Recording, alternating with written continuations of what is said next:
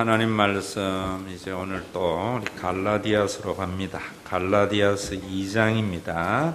2장 1절부터 10절까지 다 같이 읽겠습니다. 14년 후에 내가 바나바와 함께 디도를 데리고 다시 예루살렘으로 올라갔나니 계시를 따라 올라가 내가 이방 가운데서 전파하는 복음을 그들에게 제시하되 유력한 자들에게 사사로이 한 것은 내가 다름질하는 것이나 다름질한 것이 헛되지 않게 하려 함이라.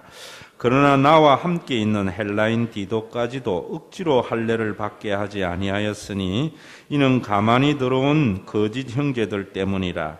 그들이 가만히 들어온 것은 그리스도 예수 안에서 우리가 가진 자유를 엿보고 우리를 종으로 삼고자 함이로되 그들에게 우리가 한시도 복종하지 아니하였으니 이는 복음의 진리가 항상 너희 가운데 있게 하려 함이라.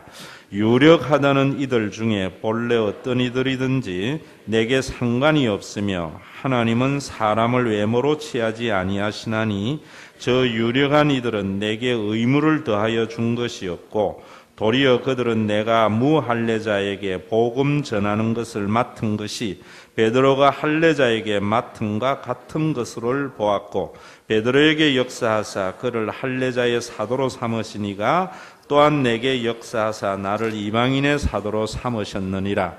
또 기둥같이 여기는 야고보와 게바와 요한도 내게 주신 은혜를 알므로 나와 바나바에게 친교의 악수를 하였으니 우리는 이방인에게로 그들은 할례자에게로 가게 하려 함이라. 다만 우리에게 가난한 자들을 기억하도록 부탁하였으니 이것은 나도 본래부터 힘써 행하여 왔노라. 아멘. 우리 옆사람에게 이야 진리는 틀리네 인사 한번 하십시다. 인사하면서도 좀 부끄럽죠? 오늘 여러분들이 갈라디아서를 읽으면서 이야 진짜 이런 말씀이구나, 정말 세상에서 어디에서 볼 수 없는 말씀이구나 라는 감탄이 나와야 됩니다. 왜 안 나오는가? 성경은 사실은 원석과 같아요. 여러분 그 원석을 잘 다듬으면은 다이아몬드와 금이 되는 것 같아요. 여러분들은 원석을 그냥 보니까 잘 모르는데 저는 뭐 하는가 하면 그걸 다듬는 보석 기술자거든요. 여러분 설교를 듣고 난 뒤에 정말 그렇구나 이런 고백이 있어야 돼요. 그래서 오늘도 우리 갈라디아서에서 오면서 갈라디아서의 본문을 제가 이거 참 안 해야 되는데 그래 시간이 좀 주는데 그래도 여러분들이 하셔야 되니까 좀 해석을 하고 또 오늘 본문을 통하여 오늘 우리에게 주시는 말씀이 뭔지 선포하려고 합니다. 그래서 여러분들이 순종해서 하나님의 그 놀라운 은혜의 맛을 맛보며 사는 그런 그리스도인이 되기를 바랍니다. 먼저 여러분 2장 1절에 보면은 14년 후에 내가 바나바와 함께 디도를 데리고 다시 예루살렘으로 올라갔다. 잘 아는 대로 바울은 다메섹에 있는 그리스도인들을 핍박하러 유대의 랍비로서 바리새인으로서 가다가 부활하신 예수님을 만나고 그는 회심했잖아요. 그전에는 예수님을 거짓 선지자라고 알았는데 구약에 예언되어 있는 세상을 구원할 메시아가 이분이구나 해서 기독교인이 된 거예요. 그래서 3년 동안 그는 아라비아 쪽에서 나바티안 왕국 쪽에서 전도를 하다가 또 필요해서 예루살렘에 게바를 만나러 올라갔는데 오늘 1장에 보면 지난번 2월 달에 봤지만은 야고보와 함께 사도 중에 그만 보고 다시 또 전도를 했는데 오늘 그로부터 14년이 지나고 다시 예루살렘에 갔는데 누구하고 갔는가 하면은 바나바 그리고 헬라인 디도를 수행원으로 해서 올라갔습니다. 그 올라가면서 2절에 뭐라는가 하면은 계시를 따라 올라가 내가 이방 가운데서 전파하는 복음을 그들에게 제시하되 유력한 자들에게 사사로이 한 것은 내가 다름질하는 것이나 다름질한 것이 헛되지 않게 하려 함이라. 갈라디아서를 읽을 때 여러분들은 언제나 설교를 들으면서 빨간 펜을 가져오라 했지요. 줄도 긋고 설명을 좀 적어 놓으면 좋아요. 바울이 뭐라는가 하면 바나바와 헬라인 디도를 데리고 예루살렘에 이래 올라간 것은 계시를 따라 올라갔다 이러니까 성경을 잘 모르는 사람은 바울은 계시를 받아서 모든 것을 움직인다 이렇게 생각하는 사람이 있습니다. 제가 직접 이름도 이야기하겠습니다. 여러분들이 서울에 있는 큰 믿음 교회 같은 데 가면은 기도에서 직통 계시를 받아서 뭘 해야 된다고 하는데 그런 내용이 아니에요. 여기에 계시를 따라서 올라갔다 이런 말은. 그 다음에 보면 내가 이방인 가운데서 전파하는 복음을 그들에게 제시했다. 그런데 유력한 자들에게 사사로이 했다 이렇게 말을 해요.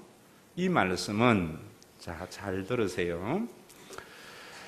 내가 왜 계시를 따라 올라갔다고 하는가 하면은 잘 아는 대로 바울은 이방인 교회에서 예루살렘 교회가 어려움에 처한 것을 알고 구제 헌금을 가지고 올라가는 김에 사도들을 만나서 사적으로 자기가 이방인 가운데 전파하는 복음이 그들의 복음과 다른 것이 있는가 제시를 받아서 확인을 받았다 이런 말이거든요.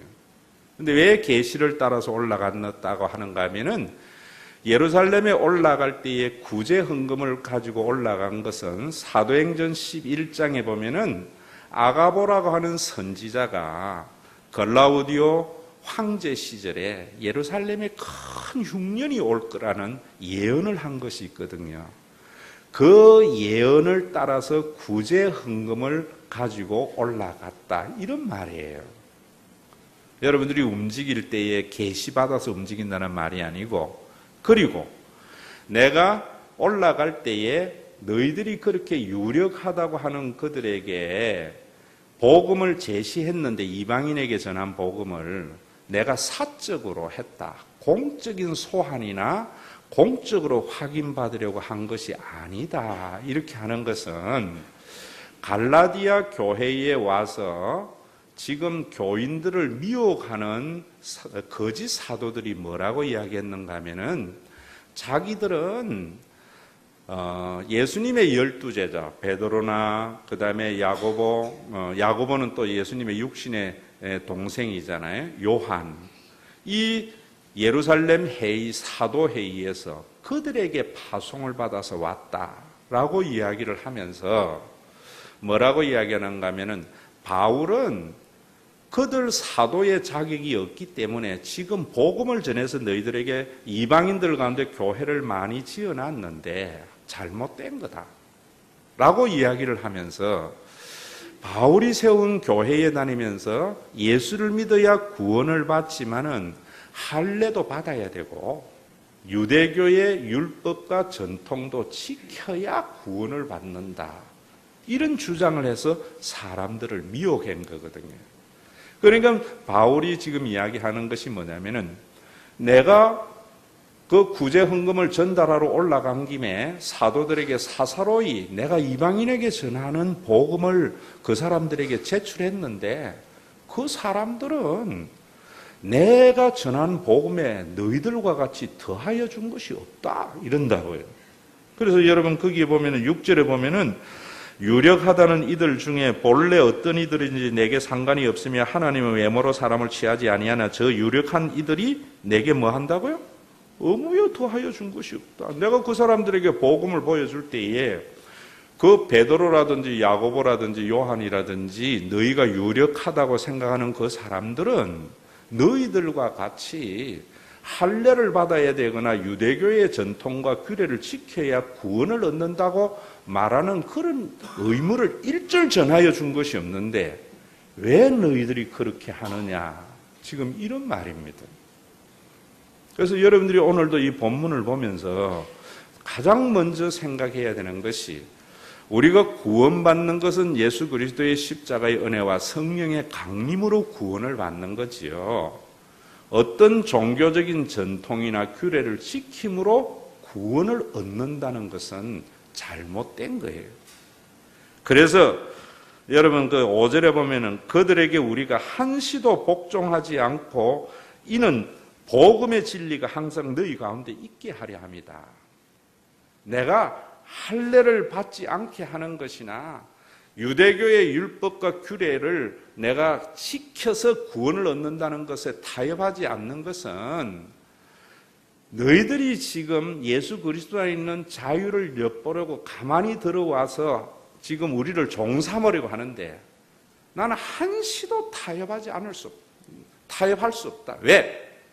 너희가 진리 가운데 거하도록, 이런 이야기입니다.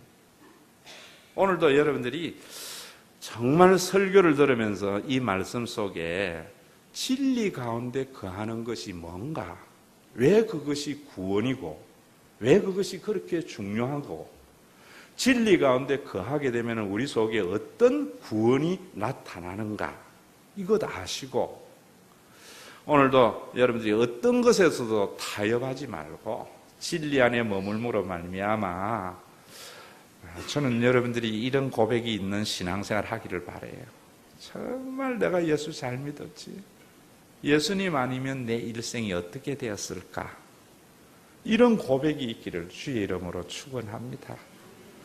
그저 예수 믿으면서 교회 다니면서 아이고 어떤 놈이 새벽기도 만들어놨어, 이 주일날은 또 왜 이렇게 이런 시간에 예배드려, 또 교회 가면 왜 성가대 하라 해, 왜 교회 가면 봉사해야 돼, 이런 종교적인 짐을 지고 가는 신앙생활 말고요. 응? 오늘도 여러분들이 그런 종교적인 짐이 아니고 정말 진리 안에 거함으로 말미암아 세상 어디에서도 맛보지 못하는 하나님의 나라, 그동안에 여러분들이 도저히 누려보지 못했던 행복한 삶을 회복하는 귀한 시간이 되기를 간절히 소망합니다. 그런데 오늘도 여기에서 요것 이야기하기 전에 잠깐 여러분들에게 말하는 것은, 거기에 보면은 2절에 계시를 따라 올라가 내가 이방인 가운데 전파하는 복음을 그들에게 제시하되 유력한 자에게 사사로이 했다. 요거는 제가 설명했죠. 내가 다름질하는 것이나 다름질한 것이 헛되지 않게 하려고 했다. 여러분들이 정말 진리 안에서 자유를 얻으려면은요, 거기에 보면은 유력한 자들이라고 했는데 그 유력한 자에 대한 설명을 6절에 보세요. 유력하다는 이들 중에 본래 어떤 이들이든지 내게 상관이 없으며 하나님은 사람을 외모로 취하지 아니하시나니 하고 갈로 안에 딱 넣어놨지요. 자, 보세요. 여러분들이 예수를 믿고 난 뒤에 자유를 얻고 예수 잘 믿었지 하려면은 유력한 것에 대한 개념이 달라져야 돼요. 지금 갈라디아 교회에 와서 교인들을 깨고 가만히 들어와서 유혹하려고 해서 자기네들의 종교적인 목적을 이루어 가려고 하는 거짓 선지자들은 베드로나 야고보나 요한을 굉장히 유력한 자라고 생각하는데, 바울은 나는 그 사람들을 유력하다고 생각하지 않는다. 왜?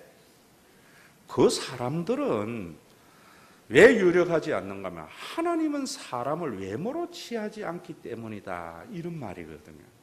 그런데 외모로 취하지 않는다, 유력하다, 이 말은 어떤 의미냐면 우리가 유력하다고 생각하는 것은 어떤 사람이 열심히 노력해서 어떤 성과를 이루었을 때 우리는 유력하다고 그래요. 그렇죠?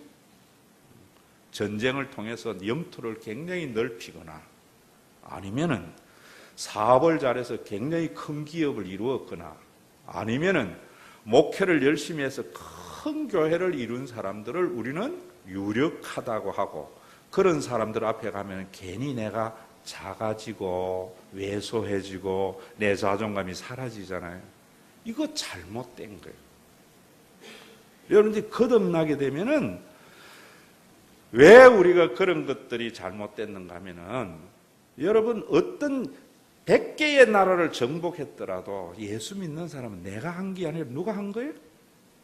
하나님이 하신 거예요. 여러분 100만 명을 목회하는 목회자가 되었을지라도 자신이 한 게 아니라 누가 한 거예요? 하나님이 하신 거예요.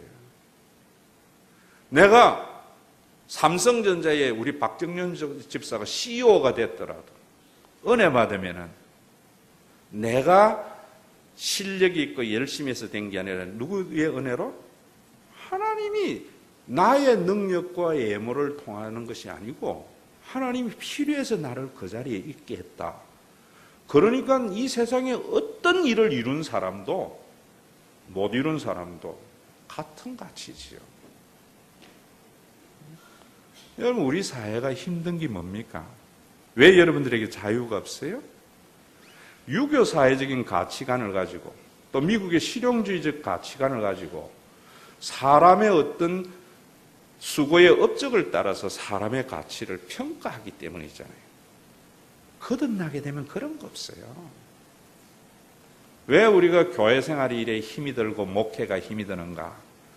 저는 목회가 굉장히 자유롭고 좋아요. 왜? 10,000명이 됐든 100명이 됐든 10명이 됐든 그게 내가 한 게 아니라 누가 한 거예요? 하나님이 하신 거예요. 그래서 여러분 8절에도 보면 베드로에게 역사하사 그를 할례자의 사도로 삼으신 이가 또한 내게 역사하사 나를 이방인의 사도로 삼으셨다라고 이야기하는 거예요. 베드로가 유능해서 유대인들에게 사도가 된 것도 하나님께서 역사해서 그런 것이고, 내가 이방인의 사도가 된 것도 그 유대인의 사도로 베드로를 삼으신 그 하나님이 나에게 역사해서 된 것이기 때문에 자기나 내나 같다 이런 말이에요. 그런데 우리 한국에는 목사님들조차 그러잖아요. 어디 가서 여러분 목사 안 돼봤죠? 대보면 그래요. 인사 딱 하면 김정옥 목사님 어느 교회입니까? 신고해보기. 그러고 나면 가만히 묻고 싶은데 좀 찜찜하게 궁금해하는 것이 얼마나 모이는가. 틈을 타서 저에게 물으면 제 대답이 뭔 줄 아세요? 예? 아직 10,000명은 안 됐다. 응?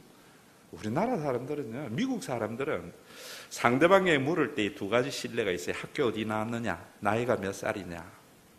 우린 쓸데없는 나이로 가지고 누리려고 또 나이가 몇 살인가 묻잖아요. 그럼 나는 그래요.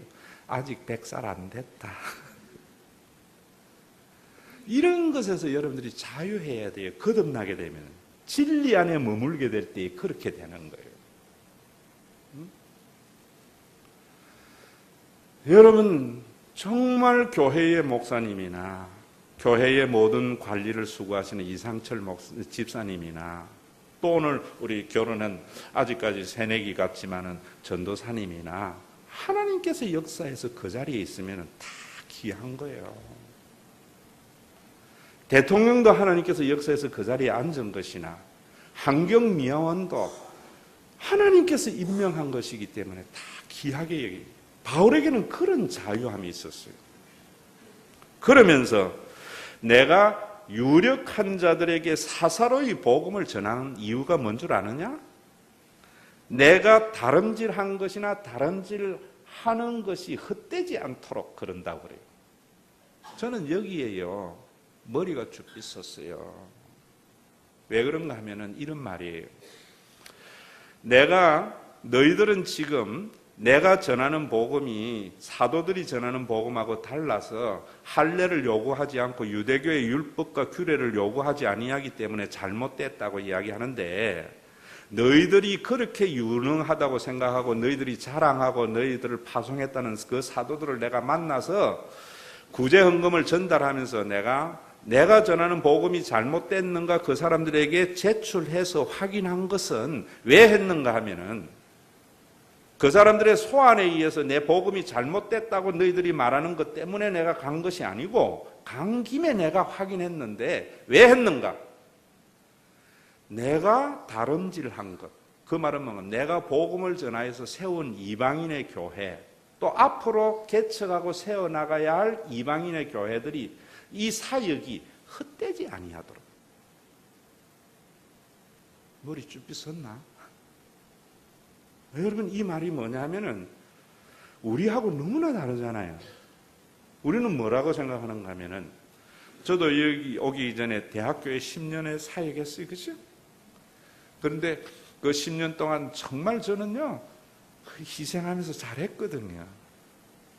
그래서 인간적인 육신적인 생각에는 그 대학교의 교인들이 김정옥 목사님이 있을 때 좋았어, 그때 때문에 우리가 이래 됐어, 이 말 듣고 싶거든요.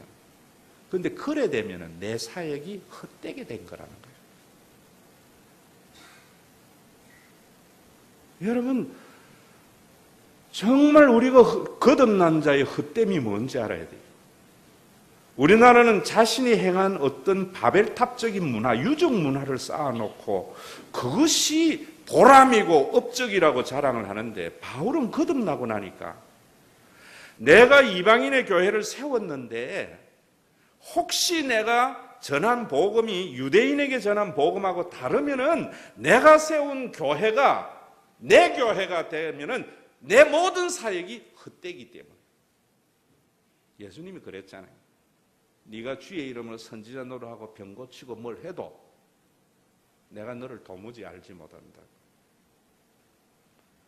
여러분, 우리가 하나님의 나라의 소망 중에 보면은 세상의 가치가 내가 한 것이 아니고 하나님의 은혜라는 것은 그거 뭐 그렇게 기억될 거 없는 거예요. 이 목사에게는 그래 적용하지만 여러분들에게 적용하면 그런 거예요.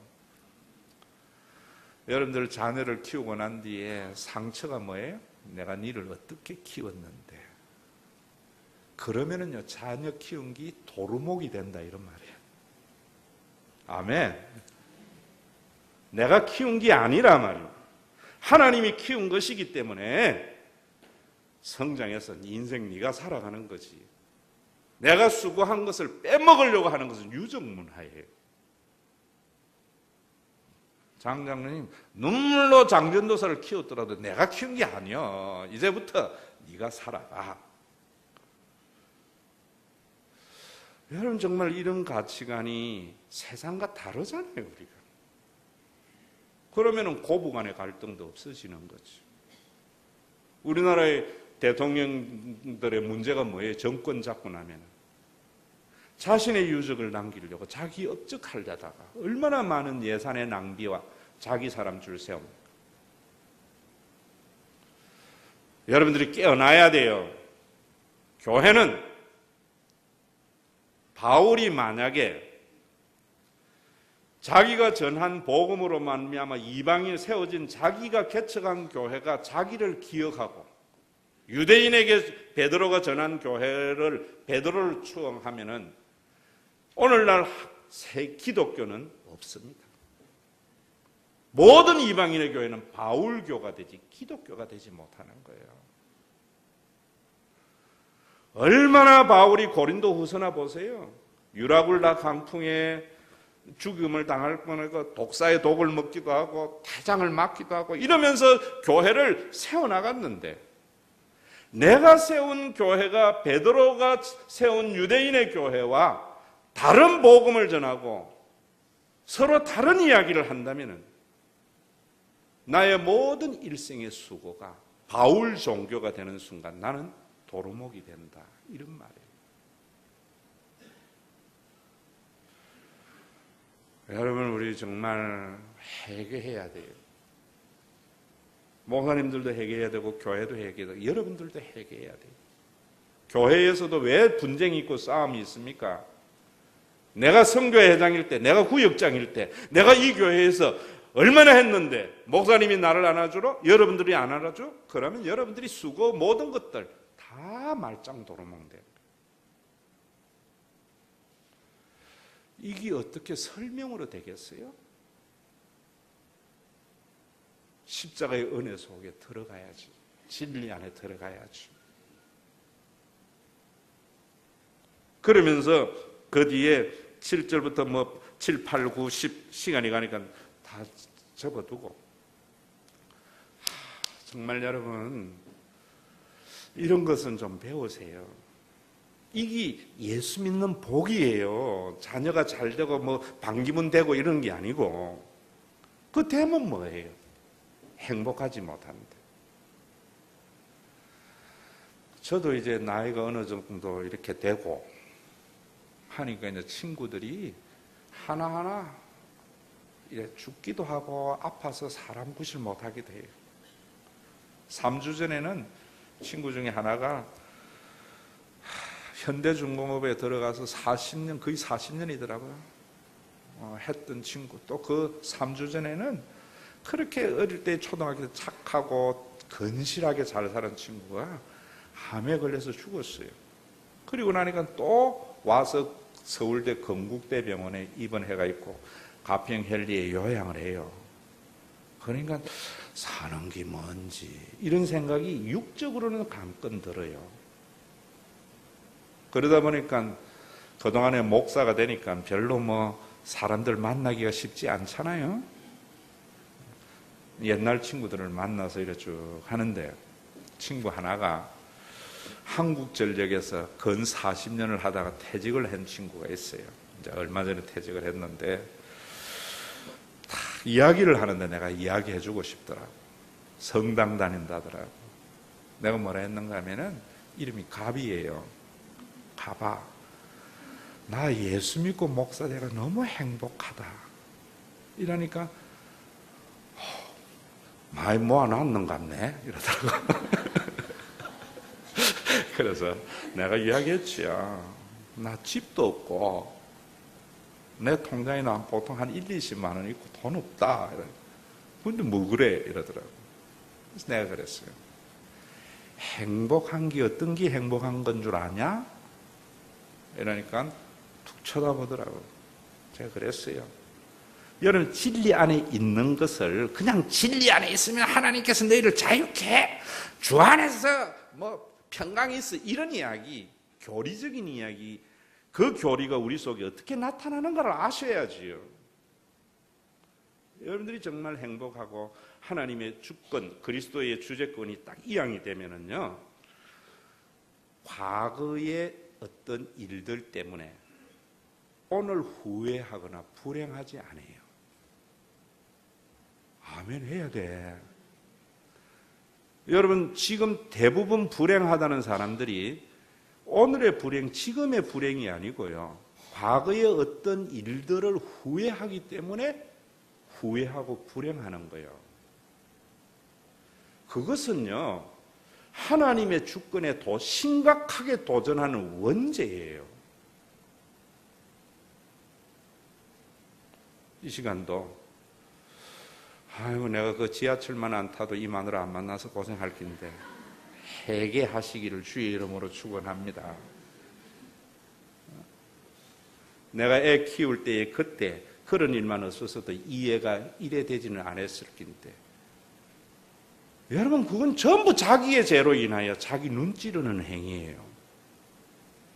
예수를 믿고 설교를 듣고 기도할 때에 내가 하나님 내 실수와 내 잘못조차도 선용하여 아름다운 세상을 이루어 가시는 그 하나님의 인자와 선하심을 믿지 아니하고 내가 내 인생의 주인이 된 것을 회개합니다. 이 시간 그래야 돼요. 저는요, 과거에 내가 잘못하고 내가 뭐 이렇게 해서 오늘 좀 힘든 일이 있더라도 잘 알지 못하는 하나님의 다 주권 아래 일어난 거라 생각하니까 과거 때문에 가끔은 나도 육신을 가지고 있기 때문에 후회는 하지만은 그게 나를 지배하게 하지는 않아요. 영의 지배가 그런 거예요, 여러분. 제가 이런 이야기를 하니까 그 친구 그런 이야기예요. 자기도 뭐 지나간 것 때문에 별로 그래 걱정 안 한대. 여러분, 그건 성품에도 그럴 수 있어요. 또 오늘날 여러분 우리가 교회들마다 힐링이라고 해가지고 뭐 많은 치유를 하는데 그 치유 자체가 심리학과 상담학적인 접근이에요. 그러면은 반쪽 치유만 됩니다. 무슨 이야기냐면은 사람들이 후회하는 것이 다 뭐냐면은 과거에 잘못 선택한 일들 때문에, 과거에 받은 상처 때문에 지금 내가 불행하고 고통당한다 생각하거든요. 그래서 힐링이라는 것이 과거에 자기도 모르게 받은 상처를 덜 추어내가지고 그것을 다시 돌아보게 함으로 말미암아 치유하는 게 힐링이잖아요. 성경은 그 정도 아니에요.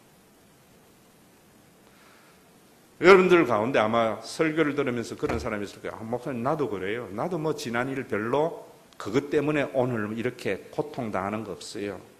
그런 사람은 성품상 또 심리학이나 상담학적인 차원에서 힐링이 되어서 반쪽 행복합니다. 그런데 오늘 여기 성경에 바울이 그 정도 때문에 더하여 준 것이었고 나는 한시도 굴복하지 않고 너희를 진리 안에 거하게 하려고 한다라고 이렇게 싸움 안 한단 말입니다. 호위에 있는 게 뭐냐면 그런 거예요. 내가 그렇게 말하는 친구에게 뭐라고 이야기했던 거 그런 이야기였어요. 두 번째로 나는 닥치지 않는 미래 때문에 걱정하고 근심 잘 안 해. 가끔 나도 육신의 몸을 가지고 있기 때문에 내 미래에 대해서 자녀들의 미래에 대해서 걱정이 들기는 하는데 그게 나를 지배하지 못하도록 해. 그러니까 이 친구가 탁 한다는 소리가 그렇대. 자기는 그게 잘 안 돼서 정년퇴직하고 나니까 걱정이래. 애들도요 뭐 정말 잘 됐더라고. 지 후회 잘 안 나면서 후회하는 하나 하더라고. 삼천포 화력발전소 있다가 중동 부천 쪽으로 올라올 때 직장 선배가 그렇게 집을 대치동에 살아더래. 그런데 자기는 뭐 대치동이나 직장 가까운데 부천에 샀는데 그게 후회된대. 서울 방배동에 있을 때 사람들이 말이 있거든요. 시골에서 친구가 강북에 살면 강북 사람 되고 올라오면서 강남에 살면 강남 사람 되는데 그 방배동이 길 하나에 따라서 사당동 방배동이잖아요. 집값은 배거든요.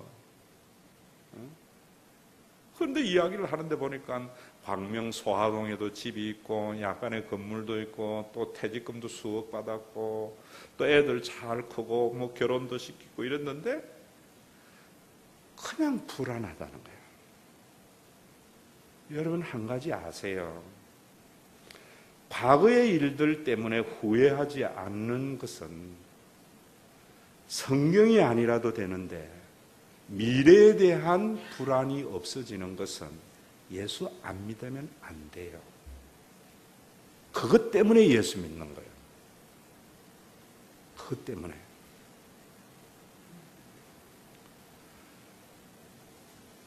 그래서 예수님이 뭐라고 말했는가 하면 예수님의 말씀이 한날의 괴로움은 한날의 족하니라.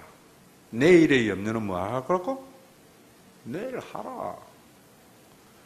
여러분들이 그 말씀을 그냥 예수님의 말씀이니까 순종해야지 하면은 기독교는 좋은 말씀을 따르는 게 되잖아요. 거기에 조금 더 나가는 것이 있어요. 여러분, 우리가 진리 안에 거한다는 말이 뭐냐면 예수님의 십자가 사순절에 십자가가 대속의 제사, 언약의 제사라서 하나님이 나의 아버지 되심을 믿고 내가 그분의 자녀됨을 믿는 거잖아요. 응? 내가 믿는 그 하나님은 내 머리로는 도저히 청량할 수 없는, 내 IQ로는 그분의 계획을 감히 접근조차 할 수 없는 완벽한 지혜와 완벽한 전능하신 그 하나님이 나에게 아버지 노릇 해 주실 것을 기대하기 때문에 믿음으로 구원을 얻는 거예요. 하나님이 내 생각대로 내 생각의 범주 안에 정도로 역사하시는 하나님이라면 믿을 필요 없잖아요. 여러분들이 왜 불안하고 왜 하나님 못 믿습니까? 내일도 알지 못하는 사람들이 자기의 지혜와 자기의 능력의 범위 안에 하나님을 가두어 버리기 때문에 그거 깨뜨리세요. 우리 하나님은 없는 것을 있게 하시고 죽은 자를 살리시는 그 전능하신 하나님이 나를 자녀 삼아서 아버지 노릇해 주세요. 내가 아무로 죽은 그 자리에도 번데기가 깨고 나서 나비가 되는 놀라운 능력의 역사 존재하듯이 내가 사업이 부도나는 그 자리에서도 하나님께서 나를 굶기지 아니하고 만나와 메추라기로 먹여가시면서 내가 부도나면서부터 사람 노릇하게 하시는 그 하나님을 믿으라 이 말입니다. 그럴 때에 사람은요 지금 일해요. 걱정하는 사람 치고 지금 자기가 해야 할 일을 제대로 하는 사람 못 봤어요. 그래서 기독교인의 삶이 건실한 거예요. 이것 때문에 바울이 내가 한시도 타협하지 않고 진리 안에 거하도록 할례를 받는 것이나 유대교의 종교적인 관습과 규례를 지켜야 구원받는가 하는 내가 조금도 타협할 수 없다 이러는 거예요. 왜? 그 사람들의 마음을 알거든요. 할례를 받고 그렇게 함으로 말미암아 그런 규제를 하도록 공로신학을 첨가해서 함으로 말미암아 종교적인 목적은 이루는데 교인들에게는 자유와 평강이 없기 때문입니다. 우리 한국 교회가 유대교좀 비슷한 거 아니에요, 여러분? 그러니까 교인들이 마지못해서 종교적인 짐까지 지고 가져가는 거예요. 이 행복한 삶을. 거기까지만 있으면은 기독교는 실존적인 기독교가 아니에요. 예수님의 십자가의 죽으심이 하나님이 우리의 아버지 되심을 하고는 우리를 고아와 같이 버려두지 아니하고 성령을 보내어 주어서 우리에게 성령의 교통하심이 있게 했잖아요. 그러면 교회가 성령의 교통하심이 있어야 돼요. 이것이 진리 안에 있는 거예요. 그럼 성령의 교통하심이 뭔가? 제가 여러분들에게 이야기하듯이 이 세상의 모든 공동체는 조직체지만 우리는 혈연과 지근과 학연을 넘어서는 영의 교통이 있는 영원한 가족이에요. 그 가족이 될 때에 그 가족인 교회가 성령의 지배함을 받아서 아름다운 거룩한 공회가 될 때에 우리는 미래에 대해서 염려하는 것을 생각으로만 염려하지 말자, 내일 염려는 내일 하자 이러는 게 아니고 실제의 염려가 사라지고 실제적인 평강이 여러분들 속에 임하는 거예요. 그렇게 되면 여러분들의 삶에 누림이 있는 거예요. 제가 이야기할게요. 교회 일에 돼야 돼요. 그래서 오늘 제가 설교 제목을 내일 때문에 오늘 불행하지 말자 이랬잖아요. 그러면서 제가 설교 제목을 이거 할까 저거 할까 굉장히 고민했는데 해병대 같은 교회. 아마 70년대에 군대 갔다 온 사람들은 군대 상황을 알 거예요. 전 서울에 있었거든요. 그래서 가끔 명동에 순찰도 나오고 이런 일들이 있는데 또 군용열차라는 게 옛날에 있었잖아요. 군용열차를 타고 이제 고향에 갈 때에 육군들은요 대단히 죄송합니다. 그 당시에요. 폭력이 조금 미화되는 당시에 육군들은 군용열차 타면 탁 지자리에 앉아가 옆에 보도 안 하고 이래 있어요. 그런데 해병대는요 삐딱가 있어가지고 곤조가 있잖아요. 부르면서 왔다 갔다 지 마음대로 해. 명동에 가면 육군들은 어느 한 기퉁이에 앉아가지고 뭐 술을 먹든지 딴짓 하는데 해병대는요 길거리 대로를 다니면서 이래. 왜? 그 차이 아세요? 연대감의 차이입니다. 싸움이 일어났다 하면은요 해병대는 그놈 한 놈인 줄 아는데 어디에서 튀어나오는지 쫙 빨간 병찰 모여요. 육군은 여러분 그 군용 열차에 싸움이 일어나면은 그냥 폭죽이 가지고 있어요. 내가 혼자 살아가지만 언제나 내 곁에는 이런 연대감 있는 공동체가 나를 지켜준다는 것이 미래에 대한 염려가 없고 현재의 삶에 누림이 나오는 거예요. 성령의 교통하심이 그런 거예요. 우리 한국 사람들의 가장 불행이 기독교가 가치관이 되지 못하고 그 가치관이 공동체를 변화시키지 못하기 때문에 OECD 가운데 자살률 1위입니다. 그 자살률 1위를 보면서 눈물 흘리는 그리스도인이 없는 것 자체가 이상한 거예요. 왜 이렇게 잘 사는데? 자살하는 사람이 과거에 받은 상처 때문에 자살하는 사람은 없습니다. 닥치지 않는 미래를 미리 걱정해가 자살해요. 왜? 하나님 믿는 사람도 왜 자살합니까? 공동체가 연대감이 없기 때문에. 교회라는 공동체가.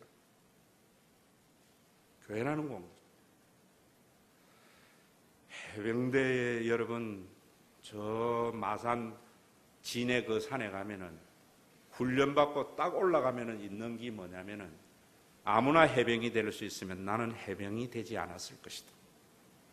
옛날에 장로교가 그랬어요. 누구나 예수를 믿을 수는 있지만은 아무나 교인이 될 수 없도록 세례에 아무나 안 줬어요. 이것이 왜 실용주의가 와가지고 거듭나지 못한 사람, 공동체의 위기가 닥치면 자기 살려고 흩어지는 이런 사람들을 만들어버렸느냐는 거예요. 싸움이 일어나면 해병대조차도 모이니까 어디에 가도 혼자 있어도 당당하잖아요. 대한민국이 그래야 되지 않습니까? 기독교의 100년의 역사 자랑할 것이 아니라 천만의 그리스도인이 자랑할 것이 아니라 과거의 6.25일 때에는 양반의 사회, 잘 사는 사람의 사회였는데 기독교가 천만이 되면서 국가가 이제는 혈연의 문제가 아니라 연대감으로 뭉쳐짐으로 말미암아 사업하다가 부도가 나서 개인적으로 볼 때는 한 치 앞이 보이지 않더라도 국가 때문에 그나마 숨을 쉴 수 있어야 되잖아요. 여러분 제가 읽으라는 책 읽어보세요. 다니엘 투드가 지은 옥스퍼드 나온 젊은 친구, 성공을 이룬 나라, 기쁨을 이룬 나라, 원제, 코리아, The Impossible National, 불가사의한 나라라는 거예요. 그 불가사의한 나라가 어떻게 그렇게 가난한 나라가 그렇게 부유하게 됐는데 왜 기쁨이 없느냐는 거예요. 우리가 어떻게 일을 했는데 베이비부모 시대에 40년 동안 죽도록 일을 했는데 은퇴를 하면서 내 남은 생에 이제 멋있게 살아가야지 이 기대를 하지 아니하고 불안과 초조로서 살아가야 되느냐 말이에요. 그러면서도 우리는 오늘날 한국의 기독교의 번창을 자랑해서 되겠느냐는 것이죠.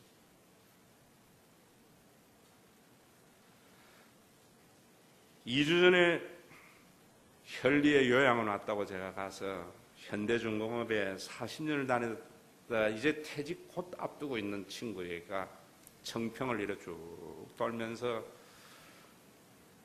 지금은 이제 누워서 꼼짝을 못합니다. 무슨 이야기합니까? 60만 원 가지고 부모 형제 다 아버지 노름으로 그 중앙에 제재소 다 날려버리고 보따리 싸가 월세방에서 울산에서 시작했는데 참 요즘 여러분 고등학교 나와도 많이 받더라고요. 연봉 1억이 넘더라고요. 보직이 좋아가 또 얼마나 많은 돈을 버는지 몰라요. 그런데 뭐라는가 하면은 이제 내가 퇴직금은 내가 다 쓸란다. 집도 팔아서 마누라들은 오피스텔 주고 내 할 거 해보고 살아야 되겠다가 가야 되지 않겠다. 죽음을 앞두니까 왜 그런 생각하느냐는 거죠. 여러분 얼마나 불행한 삶이요. 성경은 자기의 수고의 분복을 누리며 사는 거예요. 여러분 100만 원 수입일 때는 100만 원에 누리고 1000만 원이 되면 1000만 원을 누리면서 1000만 원 누리는 사람을 부러워하지 않고 100만 원 누리는 사람을 무시하지 않는 하나님의 나라가 진리 안에 거하는 교회였다고요. 사도행전 2장에 보세요. 왜 교회가 이래 됐습니까? 진리에서 벗어나서 할례는 요구하지 않지만 종교적인 규례와 외형만 지키려고 교인들에게 공로신학 잡아넣으니까 인생의 짐도 무거운데 종교적인 짐까지 지고 허덕이는 것이 오늘의 우리 현실 아닙니까? 여러분, 오늘도 여러분들이 바울은 가장 인간의 존엄성과 가난해도 가장 행복하고 부해도 멋있게 살고 내가 수고한 것 죽음 앞두고 써보고 살 거다 하고 가면서 후회하는 삶이 아니라 하루하루를 멋있게 살아갈 수 있도록 성령을 보내어서 고아로 버려두지 않고 세상 어디에서 볼 수 없는 아름다운 공동체를 우리에게 주신 거예요. 그것이 성령의 교통하심이고 그것이 진리 안에 거하는 것이고 오늘부터 여러분 행복하기를 원하십니까? 예수님의 주권을 확실히 믿어서 지난날 여러분들의 잘못된 선택 때문에 후회하는 법이 없이 지난날을 돌이킬 때마다 감사가 있는 삶을 살아가시고 여러분들이 미래에 대한 불안은 예수 믿지 아니하고는 어느 누구도 떨쳐버릴 수 없는 그 불안을 주님을 주인으로 모시는 아름다운 교회의 공동체가 성령의 유기적인 공동체가 됨으로 말미암아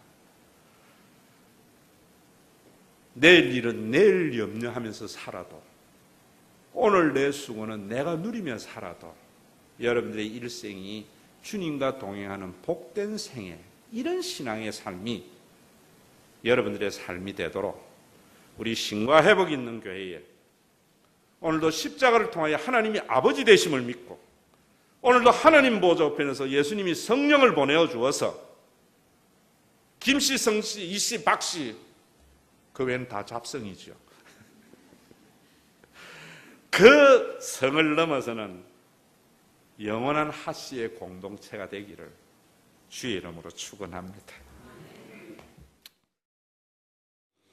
하나님 아버지, 우리가 지난번에 설교를 들은 대로 내가 수고하고 얻은 소득 중에 여러 사회의 구성원들에 대한 빚이 있는 소득입니다.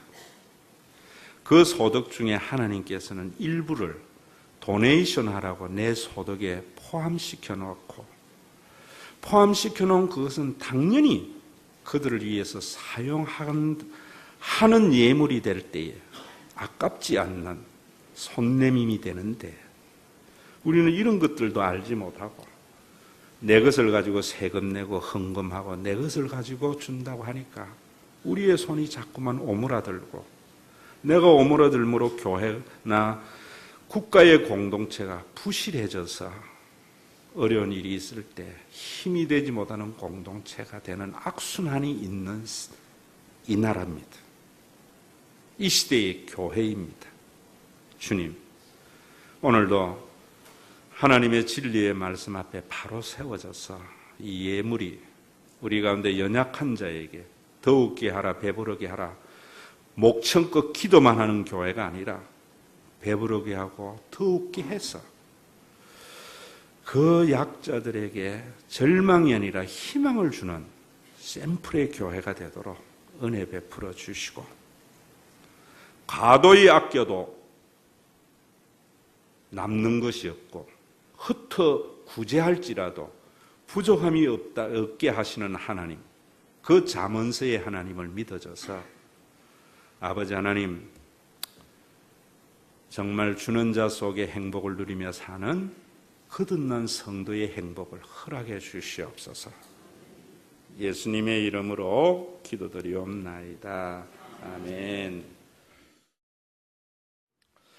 과와 같이 모든 것을 갖추어도 불안한 우리 인생들을 하나님이 우리의 아버지 되심을 알도록 그 아버지 되신 하나님은 없는 것을 있게 하시고 죽은 자를 살리시는 전능하신 하나님이심을 계시하시기 위하여 십자가의 그 중한 고난을 겪으신 우리 주 예수 그리스도의 은혜와 천하하고도 나를 바꾸지 않는 하나님 아버지의 그 사랑하심과 우리 가운데 내주하여서 개인이 아무리 쌓아놓아도 해결할 수 없는 불안을 하나님의 하시, 아름다운 성령의 공동체를 창조하기 위하여 우리 가운데 강림하여서 영을 나눔으로 영원한 가족의 공동체 되게 하시는 성령님의 감동과 위로와 교통과 충만하심이 진리 안에 거하기 위하여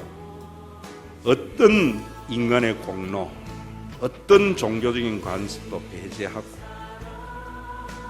진리 안에 참된 자유를 누리며 내일 행복을 위하여 오늘 헛된 투자를 하지 않고 주어진 하루하루를 열심히 살아가고 수고의 번복을 누림으로 마지막 죽음의 순간에 내가 예수님 때문에 이보다 더 잘 살 수 없었노라고 고백하기를 원하는 그 고백과 함께 지상에서 교회를 통하여 맛본 그 영원한 완전한 천국에 입성하기를 원하는 믿음의 권속들에게 주의 이름으로 모인 주님의 몸된 교회들 위해 오늘도 세상의 가치관으로 신음하는 이 땅 위에 이제로부터 영원토록 항상 함께 계실지어다.